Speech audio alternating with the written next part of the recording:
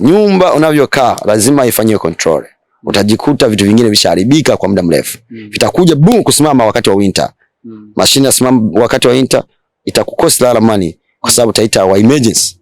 Lakini ite utoe $100 tu ya ukaguzi. Na kuja pale sali moja na kagua choo, naangalia vitu njia zote ni safishe. Unalipa $100. Au kitu kingine kwa watu wa Bowling Green. Waambie pale, waambie. Watu wa Bowling Green watoe kitu inaitwa Anslans. Nimeweka kwa watu wa nyumbani hapa Bowling Green. Kila mwezi watu familia itoe $50. Hafu limoja kwa mwezi. Napita pale, nakagua umeme, nakagua AC, nakagua heat, nakagua hizi njia za maji. Unaona watu wanavyonawa kwenye mikono, nakuta maji yanajaa pale. Hayaendi. Kuna njia ambayo mfumo wa nani umeziba. Nazibua kwa limoja na flash toilet, nazibua toilet na kisha vitu vya services ndogo ndogo viko sawa. $50 kila mwezi. Napita kwa nyumba yako limoja kwa mwezi. Tunapita na mzee, tunafanya inspection. Tukikuta taa ziwaki, tunaenda tununua nyingine, tunaweka kwa bure bila kuchaji. Kwenye hiyo $50. Oye, bwana si fundi huyu hapa. Huyu hapa ndo fundi. Hii timu nimeikubali. Ofa moja wapo kwa watu wa Bowling Green. Kwa watu wa Bowling Green, ofa iliyopo ni hivi. Wewe mkaaji wa Bowling Green, fundi kasema hivi. Ameomba watu wote wa Bowling Green, wa Afrika wanaoishi Bowling Green bila kubagua kabila aiza taifa. Fanyeni mchango wa $50. Hiyo $50 itampatia fundi huyu nafasi ya kuja kufanya ukaguzi kila mwezi. Kwa hiyo $50 yako 50, chochote atakachokuta kimeharibika kwenye nyumba yako, hata kuchaji pesa.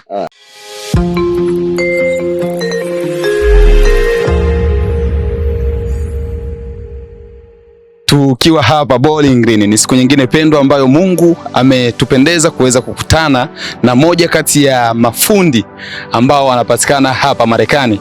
Ni jambo ambalo hauwezi ukaamini kutokana na vile ambavyo unajua maisha ya Marekani, lakini hili unaloendelea kulisikia na kuliona muda huu kwenye BG Online TV ndo ukweli na uhakika wa mambo. Habari za saa hizi kaka? Salama papa. Mzima? Mzima. Fresh kweli? Wa afya. Kweli. Habari za saa hizi mzee? Salama kidogo. Mzima? Niko mzima sasa. Vizuri sana. Okay, kabla ya yote kaka, ningependelea kwanza tuweze kufahamu unaitwa nani? Mimi kwa majina naitwa Hassan. Hassan. Okay, vizuri. Hassan Bosco ndo majina yangu. Wengine wanajua kwa majina Mchungaji Hassan. Mchungaji Hassan. Au fundi. Haya majina ndo yangu. Okay, yote kwa yote tungependelea pia tuweze kufahamu uraia wako. Wewe ni raia wa nchi gani? Ndio, mimi ni Mrundi, mzaliwa Burundi.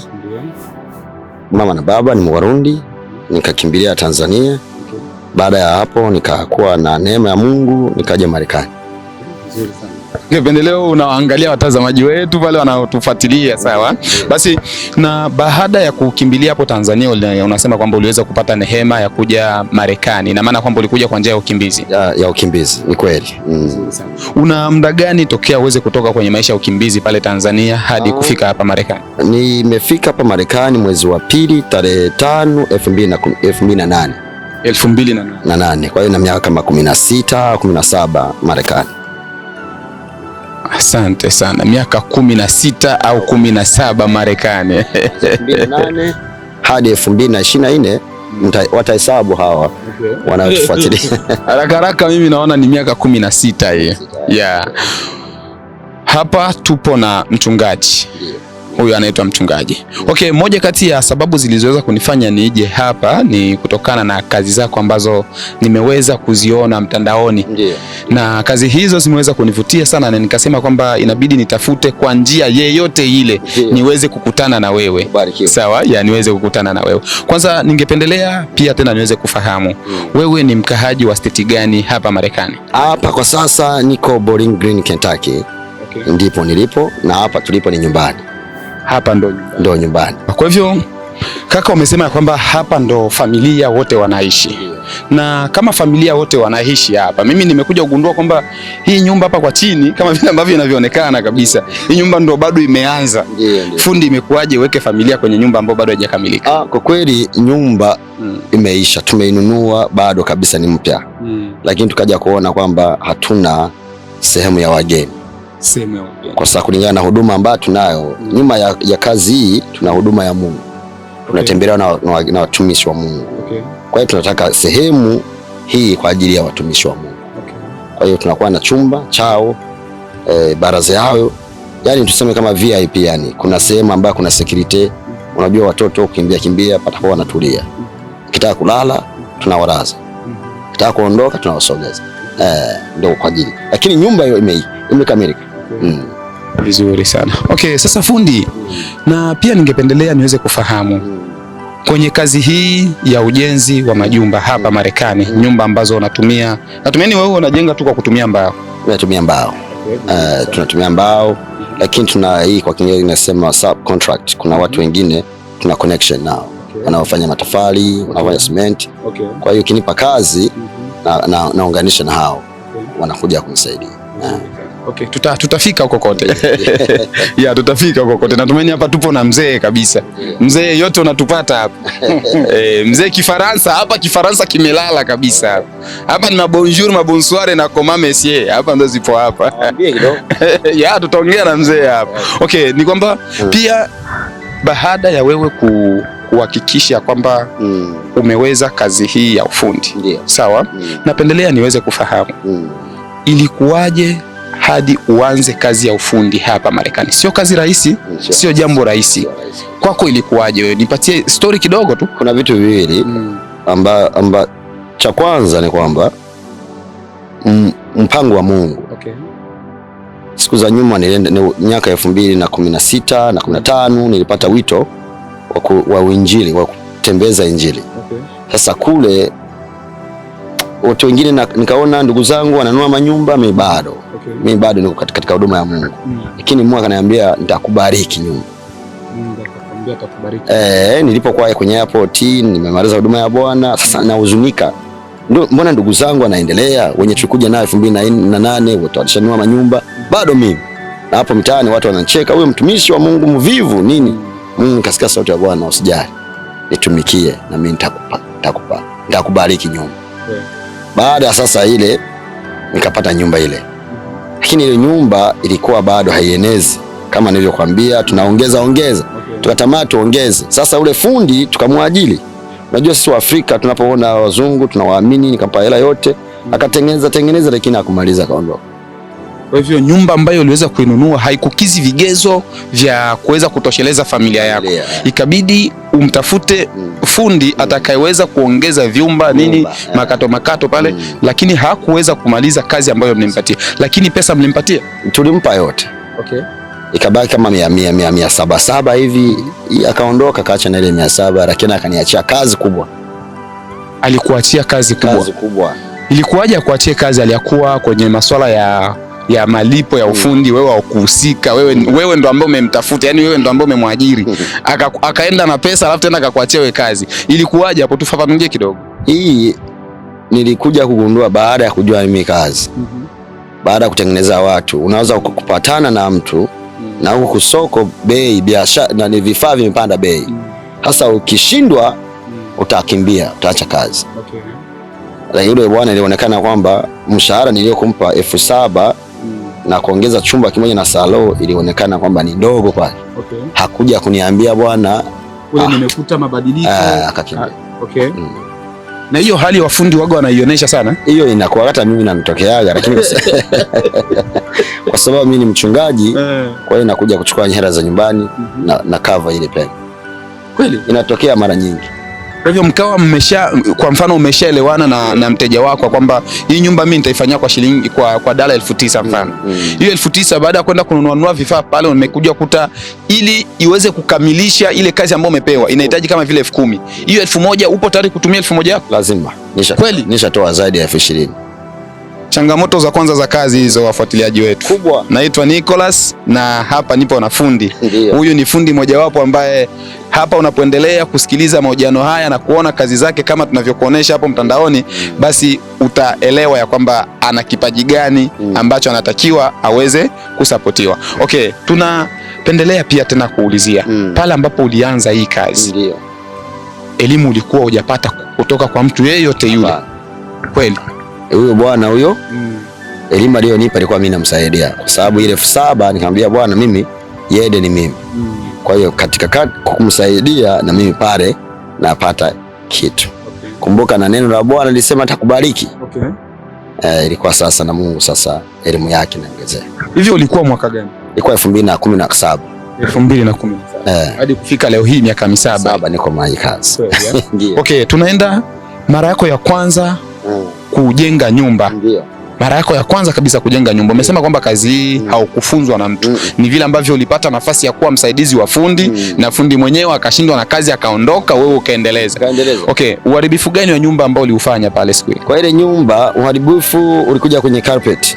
Niliweka carpet kama mlago.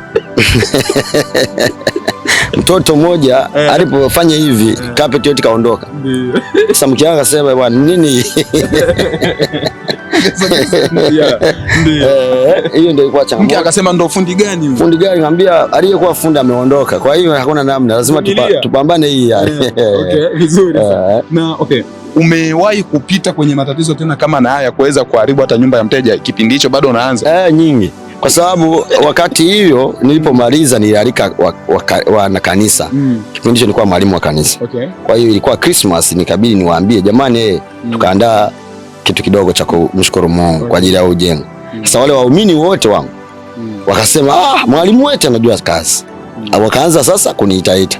Sasa nikaitwa na kazi moja ya Mkongomani mmoja. Mchungaji mmoja akanipa. Sasa niitia flow.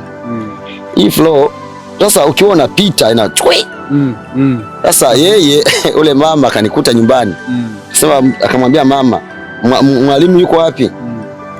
Kazi aliyoifanya nyumbani vyote vinatoka vyote.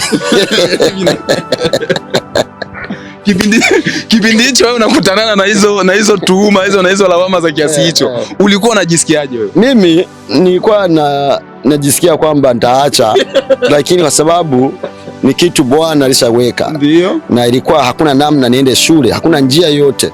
Njia ilikuwa hiyo kupitia ndugu zangu niharibu. Okay. Na baadaye sasa nije kuwa ni kama madaktari. Huwezi kuwa bingwa huko hujafanya tukio lolote. Mimi nilikuwa nasikia mimi nakata tamaa na mke wangu anambia bwana utakuja kuharibu kanisa, watu walishakuja hapa nyumbani wanakusema mtaani. Yaani ibidi kipindi chote ule fundi hamna, yule mwalimu kanisa huyu hamna. Lakini sasa sauti kasikia. Jikazi. Wale unayowaona wanapanda kwenye gorofa walianzia. Nikawa najipa moyo. Vizuri sana. Natumaini wafuatiliaji wetu wanaendelea kukufuatilia na wanaendelea kukutizama. Leo hii unaishi hapa Bowling Green. Bowling Green. Kentucky. Na hapa ni nyumbani hapa. Hapa tupo nyumbani kwa fundi. Tunaambia watu wa Bowling Green tumekuja. Kweli?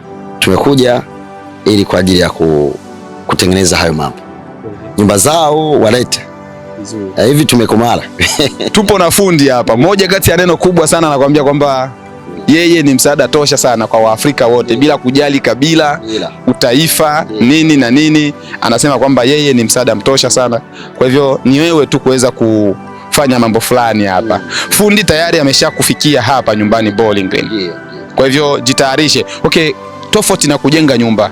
Natumaini nyumba za parcele zetu za huko, za ua zetu za huko kunakuwa na vitu vingine ambavyo vinaitwa upango nini.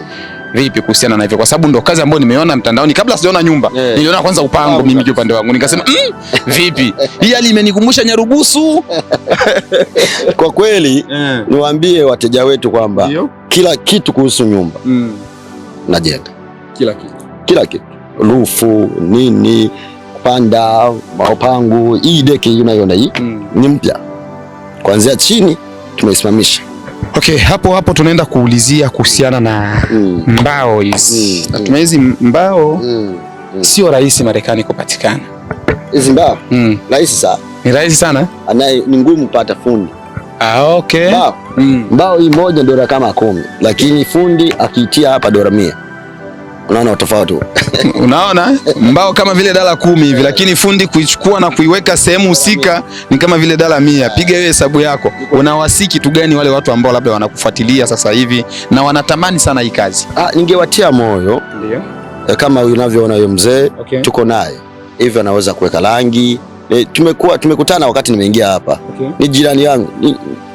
Nyumba yake ni ile pale. Pale ndio kwake na mke wake na watoto. Pale. Nyumba ya tofali. Kwa hiyo yeye ndio alinipokea. Nikaona huyo mzee siwezi nikamwacha hivyo hivyo. Nikaona ana moyo mzee baki. Tapana bana kidogo kidogo, nikipata 100 tutagawana kidogo. Fundi na Yede huwa wanajuana. Kwa hiyo mzee hivi kupiga rangi kimwajili leo anapiga rangi. Vizuri sana. Ni msaada mzuri sana huyu mzee. Ndio maana tuko naye. Mzee hapa natumaini hapa ni Kifaransa kimebobea huko. Kiswahili kidogo na. Twende kwa Kifaransa mzee.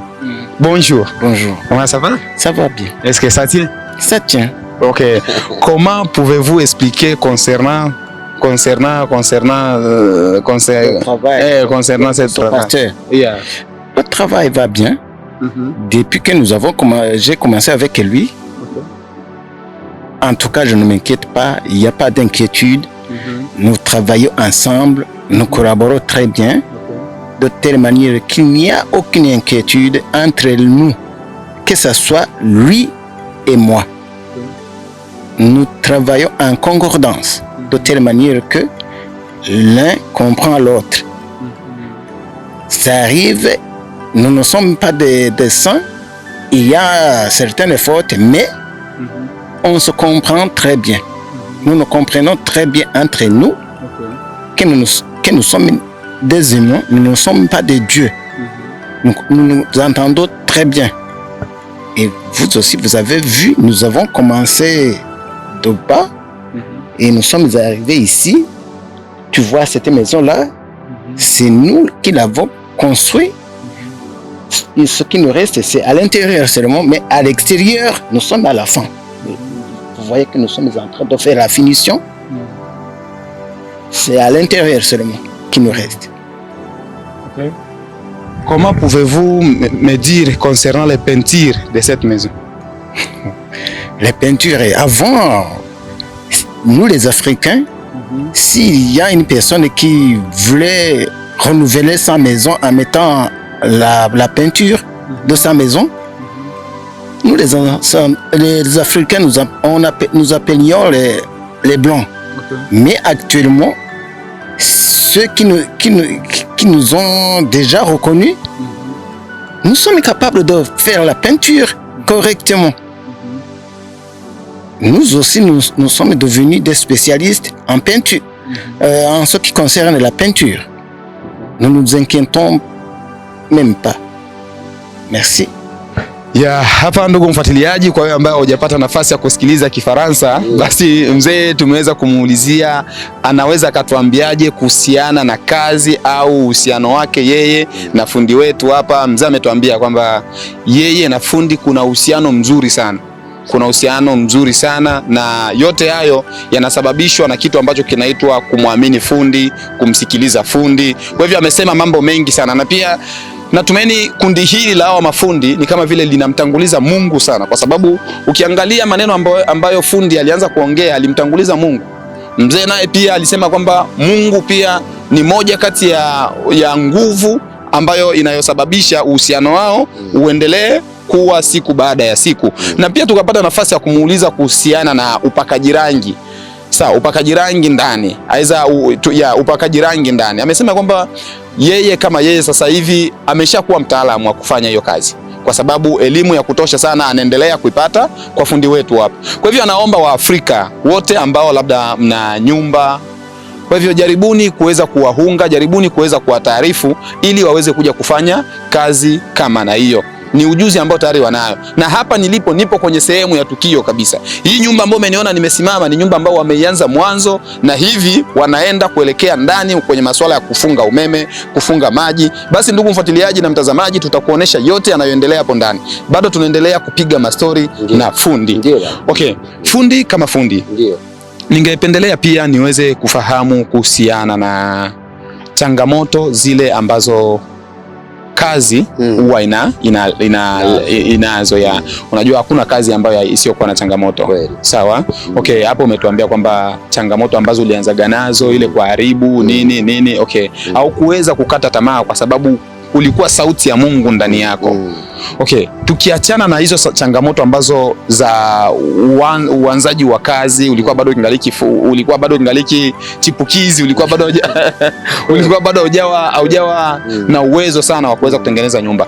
Napendelea sasa kuuliza kwa sasa, kwa wateja wako, una changamoto gani nyingine ambayo umeshakumbana nayo pale ambapo unaweza kumwambia mteja kwamba hii nyumba ili iweze kuja kukamilika inahitaji kama vile dala kadhaa? kuna changamoto yote ambayo unahisi kwamba inatoka kwa wateja haiza kwa watu wako ambao unaenda kukutana nao kama vile kauli mbaya mdomoni? Kweli changamoto ni nyingi na palipokuwa na kitu chema lazima unaona kwenye asali ukienda vibaya zile nani zinakuuma vibaya, lakini ndani kuna kuna asali. Kwa hiyo changamoto moja kubwa ambayo ninakutana nayo katika kazi hii ni ile imani.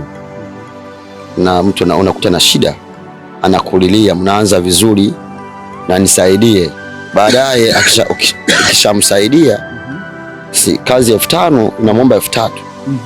Baadaye sasa panaweza kujitokeza labda unakosa mbao moja, unamulilia ile hela ulionipa imeisha, naomba uniuzie hii mbao tu. Anakuambia mimi tushamalizana hela hiyo. Ndio kauli sasa anaanza za ile bei kwamba mimi nimekulipa bwana fundi, wewe mchungaji usiniletee vitu vingine. Hiyo ni changamoto inayoniumiza. Ningemuomba 5,000 alikuwa hana. Lakini sasa hivi nyumba naona inaenda kidogo tu nimalizie, anataka na ile 3 ni imeisha, niende kwenye ndani kwenye mfuko nichukue nyingine. Kosa kubwa sana.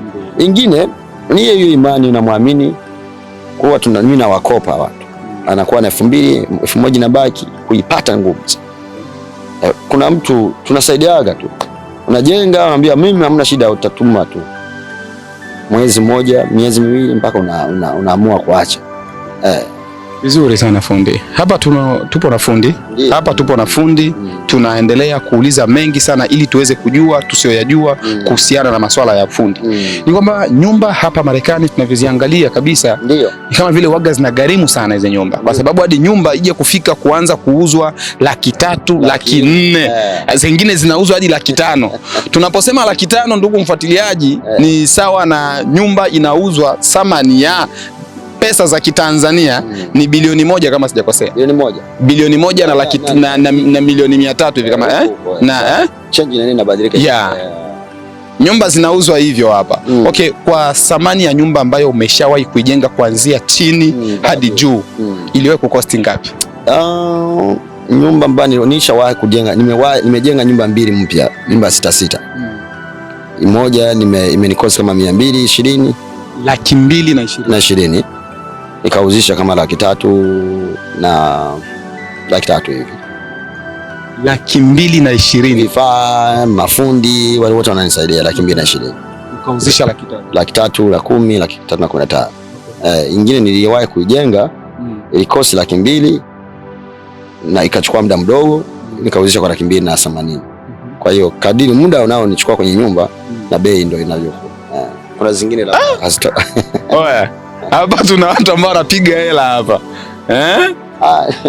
Ni asali tulisema. Tulisema kwamba kuna asali ndani. Kuna nyuki lakini ndani ukiendelea kujikaza kuna kitu ndani.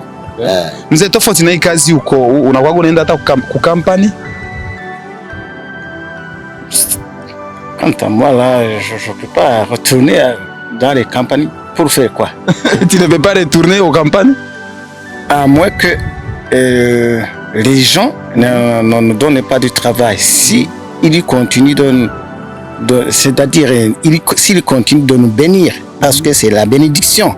S'ils continuent de nous bénir, nous n'avons aucune inquiétude de retourner dans les campagnes. Je préfère rester avec lui, parce que vous savez que en français, on dit que l'union fait la force. En Kirundi, on dit Bobiri Buvura no Bufu. Ce qu'il faisait pendant 3 mois, dès que nous nous sommes rencontrés, si c'est beaucoup de jours, c'est 7 jours. Le travail qu'il faisait dans 3 mois ou 4 mois, dans 7 jours, c'est fini. Oui, si c'est autre, si au-delà, c'est 8 jours. Et puis nous finissons. Nimeweza kumuuliza swali. Mzee, unaweza tena ukarudi kwenye maisha ya company? Mzee anasema kwamba anaweza akarudi kwenye maisha ya company kama uwaga amtafuti tena nafasi ya kuweza kuwapatia na kazi, aweza kuwapatia kazi ili waje kutengeneza nyumba zenu. Kama muwatafuti kwa njia hiyo, basi atarudi kwenye company. Lakini pale anapokuwa anapata watu wanaokuja kumwambia kwamba tunapendelea mje kufanya kazi, tunapendelea mje kufanya kazi, yeye anachukua hali hiyo, anaichukua kama vile baraka, mnambariki. Sawa, amesema kwamba mnambenir, ile c'était benediction, yani ni baraka fulani ambazo anazipata kutoka kwenu. Kwa hivyo fundi, ningependelea kufahamu una mke na watoto wangapi? Nina mke mmoja na watoto wanne. Watoto wanne wazuri sana. Kweli? Ndio. Wanamjua Mungu. Kweli? Wao kwenye huduma, mama ni shemasi, watoto ni waimbaji. Kwa hiyo tunaishi kimungu sisi. Kazi hizi zina majaribu sana fundi. Ndio. Sawa. Kazi hizi zina majaribu sana fundi. Hapa tunaongea na fundi. Kweli. Alafu tunaachilia mbali uchungaji, kwanza tunaongea na fundi hapa. Na majaribu ya kwanza ni pale ambapo mtu anajua ya kwamba hiyo kazi hiyo wanaofanyaga hiyo kazi waga wanapata hata $200 $50,000 za dala, yeye anakuja kujikuta yeye kueneza hata tu $10,000 ni kazi. Sawa? Alafu anasikia kwamba wewe unapata hata $50,000 hivi. Hayo majaribu unapambana nayo kweli fundi? Kweli. Kwanza jaribu la kwanza ni wahi kupigwa risasi. Kweli? 2020 hapa. Nimepigwa kwenye mguu. Hiyo ndo majaribu. Sababu hawa wazaliwa hapa weusi wanapotuona, ndio maana naona gari yangu sina truck pale, sina gari ya kazi. Gari yangu ni voitire, hautaijua. Hiyo ndo majaribu, yani kufuatiliwa na wao watu wa nchi. So wanajua tuna hela, tuna change mfukoni. Kwa sababu kwa kweli kazi inalipa. Kweli inalipa kama mzee alivyosema, hawezi kutamani kwenda kampuni. Kwa sababu kwanza ina freedom.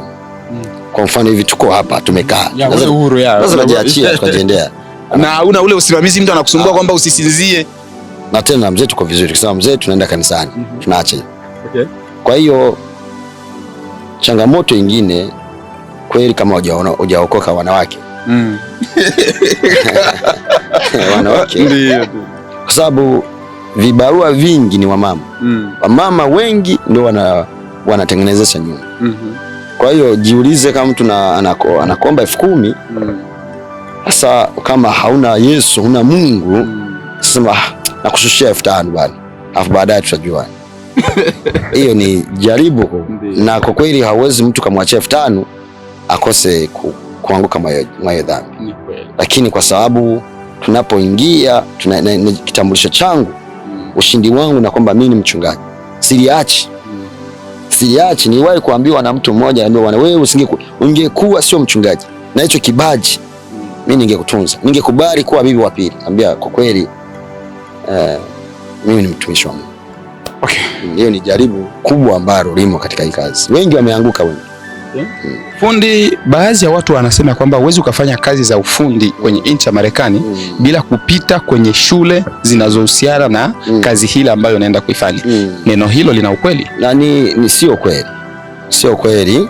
Kuna vitu tunaitwa hii inaitwa certificate ya hii kazi. Kuna registration ya serikali.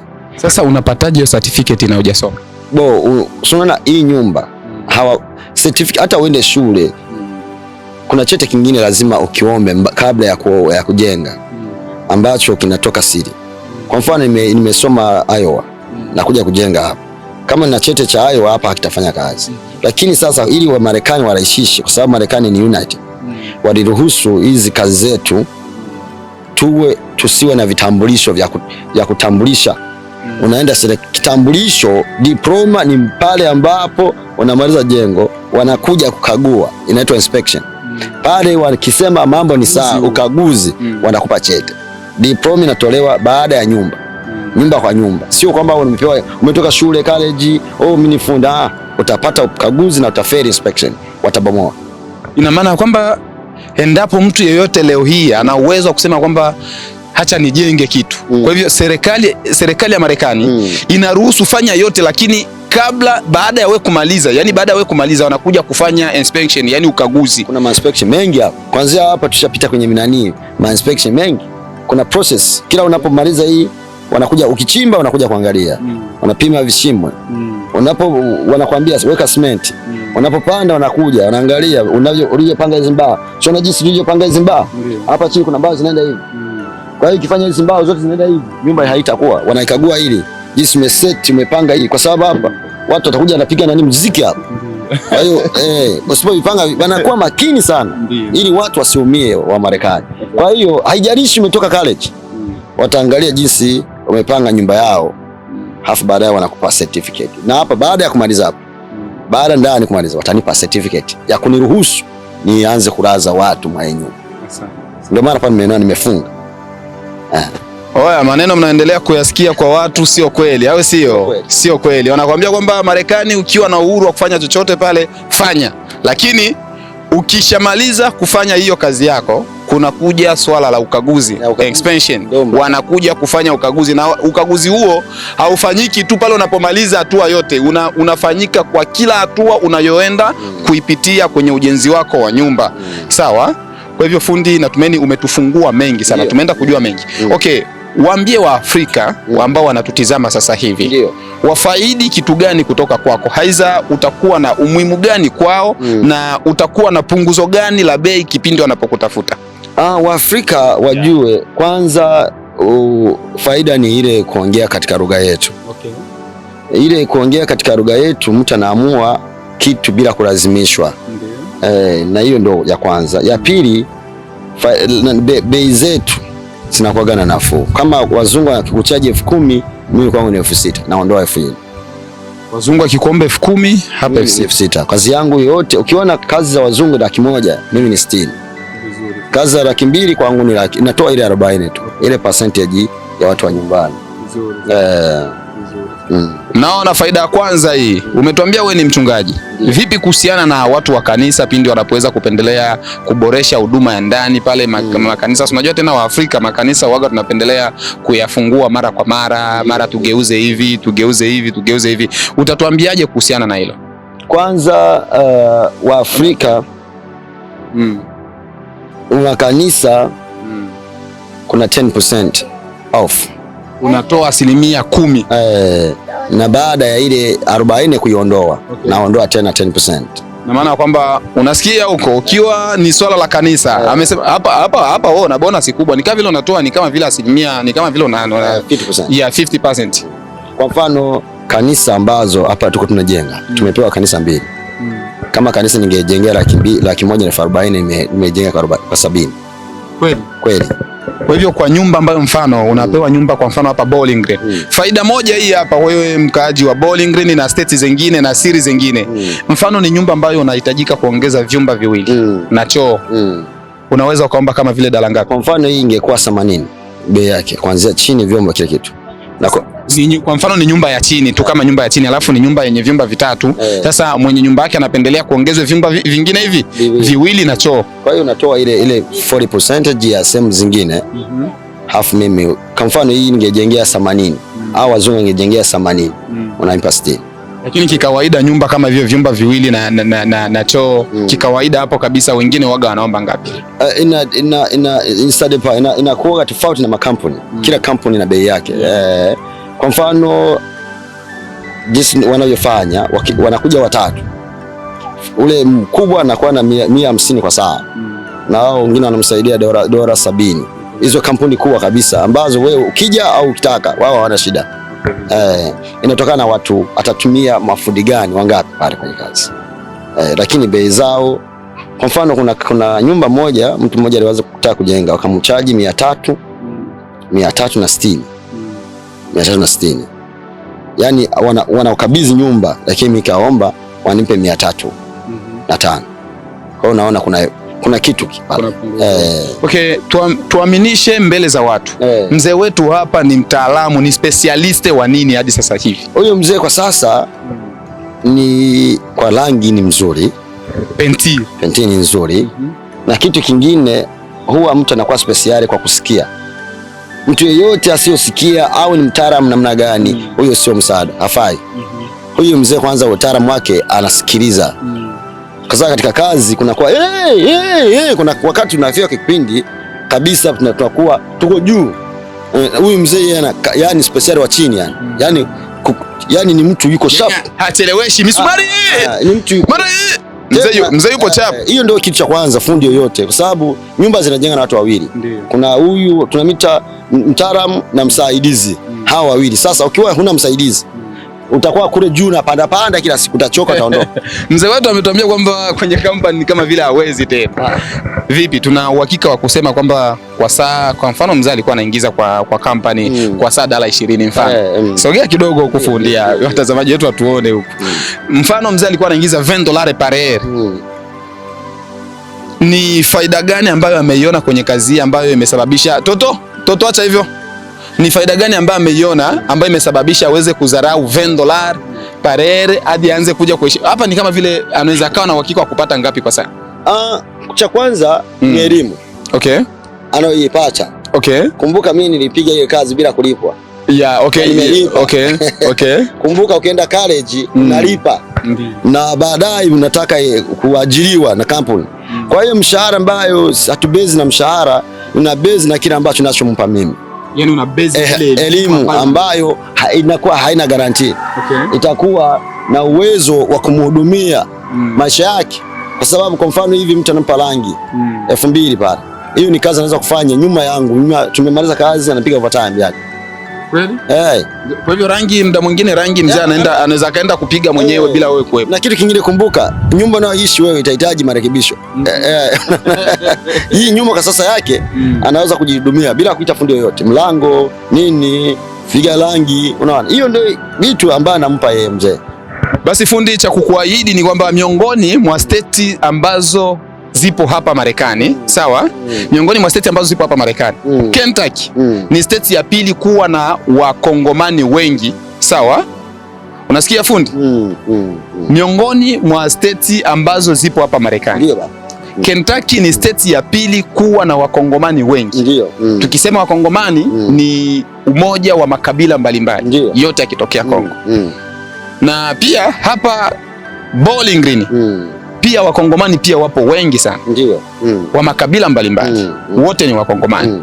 Tukiachana na wakongomani, Warundi wapo wengi, Wanyarwanda wapo wengi, wa Sudanese wapo wengi, wa Ethiopia wapo wengi, wa Somalia wapo wengi. Na maana kwamba kifupi wa Afrika wapo wengi. Watajie namba zako za simu ambazo wanaweza wakakupigia sasa hivi ili waweze kukupata, uweze kuwatengenezea nyumba zao na kesho kutwa waje kuwa mashahidi wa punguzo ya bei walioweza kuikuta kwako, waje kushuhudia mbele ya maiki za BG Online TV.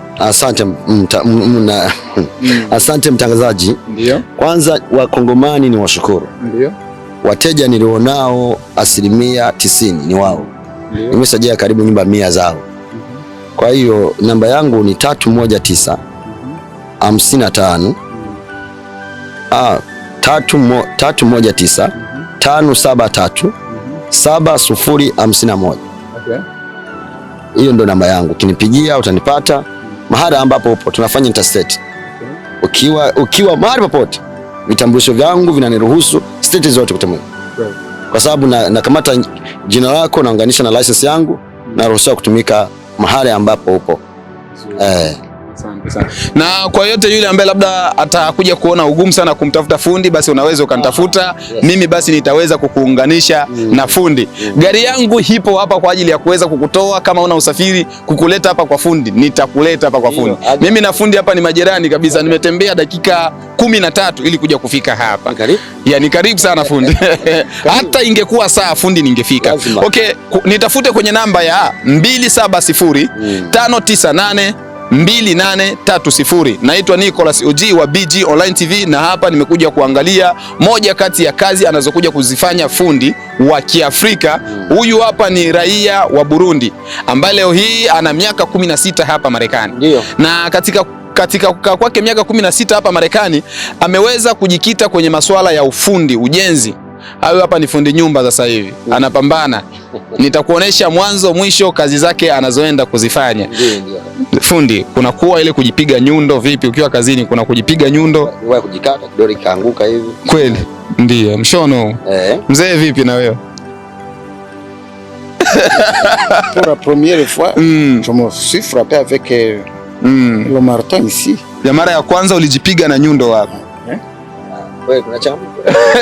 Kama tulivyosema awali, asali ipo na nyuki zipo. Kwa hiyo tunapambana na kutoa nyuki ili tufikie nani asali. Hakuna kitu ambacho kina vitu vizuri hakina shida. Popote pale ulipo ndugu Mwafrika ambaye unaendelea kufuatilia BG Online TV. Fundi anasema ya kwamba ana punguzo la bei sana kwa Waafrika. Punguzo la bei sana. Endapo, hebu kumbuka amesema hivi. Endapo fundi wako uliye naye amekuomba $10,000. Endapo unaweza ukamtafuta fundi wetu huyu atakuomba $6,000 ya $. Nasema wangu fundi? Kwa mfano tuenda Iowa, tukakuta kuna mtu alimchaji $10,000. Nilimwomba $4,000. Ukamwomba $4,000. Ilikuwa maji yanaanguka kwenye nyumba. Nimekuta nyumba imefurikwa na maji. Hapo nikasimamisha kazi nilikuwa nayo, nikamwambia mzee, hapa hatutoki hapa. Sio kwamba tunasaidia tu hela, tunasaidia emergency. Lazima nikupe mawazo. Nikamwambia yule mama na yule baba, usipotengeneza ile jambo hili itaangusha ile nyumba. Maji yataendelea, taharibu nyumba. Utajikuta kwenye hasara kubwa. Kwa hawana hela hiyo kwa huo muda. Unajua hii Marekani. Nikasema sijai na hela, najali watu. Ukipata baadaye mtatuma. Nikasimamisha ile maji, nikayapa ingine njia ambayo ile njia ilikuwa imekatika, nikatengeneza ingine njia yangu, maji kasimama, wakapata amani. Tupo kwa ajili ya huduma ya Mungu. Kumbuka nilipewa hii kwa ajili ya watu wa Mungu. Watu wetu wafaidike, wasihangaike. Waniite, ni kweli unavyoona. Kwa mfano tuwaambie watu kitu kingine. Sio kwamba tunajenga tu. Huwa mimi naotoa ushauri.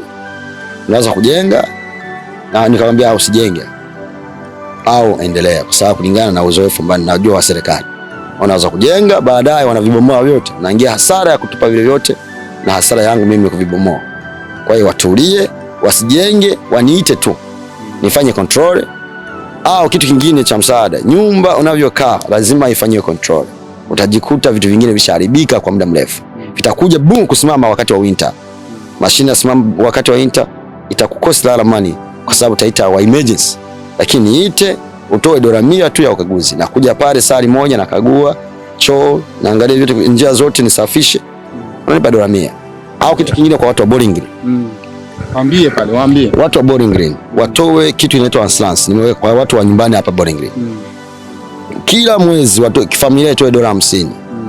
Hafu limoja kwa mwezi. Napita pale, nakagua umeme, nakagua AC, nakagua heat, nakagua hizi njia za maji. Unaona watu wanavyo nao kwenye mikono, nakuta maji yanajaa pale, hayaendi. Kuna njia ambayo mfumo wa nani umeziba. Nazibua kwa limoja, na flash toilet, nazibua toilet, na kisha vitu vya services ndogo ndogo viko sawa. $50 kila mwezi. Napita kwa nyumba yako limoja kwa mwezi. Tunapita na mzee, tunafanya inspection. Tukikuta taa ziwaki, tunaenda tununua nyingine, tunaweka kwa bure bila kuchaji. Kwenye hiyo $50. Oye, bwana si fundi huyu hapa. Huyu hapa ndo fundi. Hii timu nimeikubali. Ofa mojawapo kwa watu wa Bowling Green. Kwa watu wa Bowling Green, ofa iliyopo ni hivi. Wewe mkaaji wa Bowling Green, fundi kasema hivi. Ameomba watu wote wa Bowling Green, wa Afrika wanaoishi Bowling Green, bila kubagua kabila aiza taifa. Fanyeni mchango wa $50. Hiyo $50 itampatia fundi huyu nafasi ya kuja kufanya ukaguzi kila mwezi. Kwa hiyo $50 yako 50, chochote atakachokuta kimeharibika kwenye nyumba yako, hata kuchaji pesa. Asante sana. Unajua bwana, kuna hivi vidogo vidogo mtu anakuwa na shida, vinakaa pale, anakosa pa kuvitengenezesha. Kinaharibu kitu kingine. Kwa hiyo yeye ni kama ile simu wanailipia $50 kila mwezi, wanaongea inaisha. Mimi wananipa $50 kila mwezi. Kila mwezi tu inaingia, alafu mimi napita kila mara moja kwa mwezi. Nikuta kama mtaa ya waki, natengeneza ile njia, mfumo wa njia. Maji haendi, natengeneza kwa bure. Kwa ile Anslans yako ya 50. Kama 50 ni Anslans. Nzuri sana. Weka insurance ya $50 uweze kufanyiziwa ukaguzi wa nyumba yako kila mwezi. Kila mwezi. Tuna fundi na tumeishi naye na tumepiga naye mastori. Basi endelea kushuhudia yale anayoyafanya fundi wetu hapa. Hii ni BG Online TV ambayo tumeamua kumtembelea fundi wetu. Basi kuwa na siku njema mtazamaji wetu. Zingatia kwamba fundi katoa namba yake ya simu na katoa ofa ya kusema ya kwamba weka insurance kwenye nyumba yako ya $50. Awe mkaguzi wa nyumba yako. Chochote atakachokuta kimeharibika, choo imeshindwa kushusha uchafu, maji yanashindwa kushuka, nyaya ya umeme ni kama vile umeme wakiwaki kidogo kidogo, hiyo $50 yako 50 ndo itafanya kila kitu. Hata kuchaji tena pesa nyingine. Hakuna ofa nyingine zaidi ya hiyo. Wakongomani, wa Afrika, Warundi, watu mbalimbali, tuchangamkie ofa hii ambayo tumeipewa. Asante sana, kuwa na siku njema fundi. Ndio, asante bwana, nakushukuru. Asante sana. Uwe na wewe moyo. Asante sana.